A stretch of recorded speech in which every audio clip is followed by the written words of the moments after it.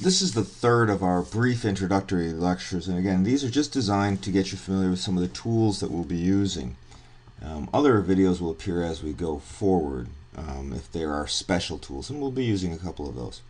The one that I want to focus on today is the idea of the families here, and what you'll notice, this link brings us actually to a broader page.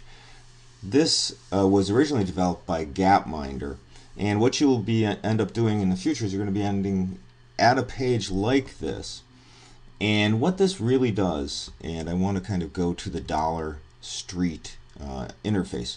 This is the entire world, and what has happened is that a series of photo essays were constructed in a number of different countries based on the income of those locations and of the families.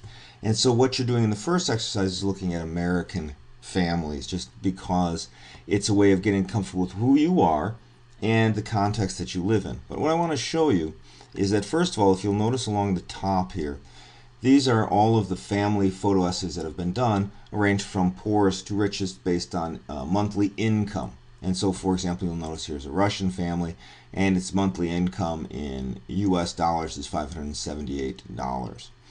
And then you'll notice that if I'm here, you'll notice that up at the top, the color house appears.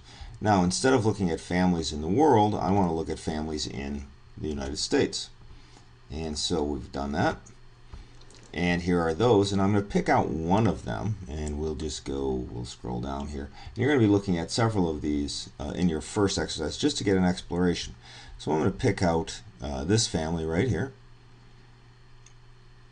And what we see here is that this kind of is an interesting one, because this is the McIntyre family living in Michigan. Sean is 49, and he's a homemaker. Laura is 49, and she works as a university professor. Together, they have 3 children in a 4-bedroom house. They like the size of his home, but they are dreaming of buying a house someday. So what you can do then is we're going to click on visiting the home. Now you'll notice that this again is a photo essay, and what we have down below are some of the other families in that area. But let's take a look at the home. We'll click on this, and this brings us to their home environment. So for example, if I click on the first one, this is toys. I click on toys, and what I see here is the kind of narrative of this. I can click and read a little bit more.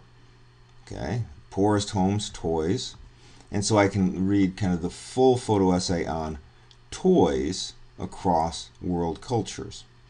Or I can stay within a single theme. I'm still within their family, and I can see what we have in terms of the toys that we see here. And it's kind of a nice, if I'm not mistaken, this is a Lego toy set, and it's a rather nice toy set for that matter. And then we can continue to scroll down and see the other things that the family has. There's the family in the context of the table. And you'll notice that these themes throughout are consistent to every location. And so you'll find that, for example, we have here a water outlet, we have toothpaste, we have trash, we have the front and back of the working hands, etc. And so these are ideas or themes that you will see throughout each of these. Now you can read about the family in detail at the top. Here's their information. And then you can look at each of their themes. Each time we can go to a theme, though, cutlery, for example, we can either see it in terms of a detailed picture here, or we can see cutlery in the Americas and then throughout the world. And so what I'm going to ask you to do as we move through the semester is kind of look at these in terms of a way of understanding a region. What is it that we see there that's common? What is it that we see there that's different? So again, this is the idea of the Dollar Street, and I will give you the link to each of the regions that I'm going to expect you to examine. Okay, that's it for our intro lectures. The next ones will be brief discussions of the themes in Chapter 1.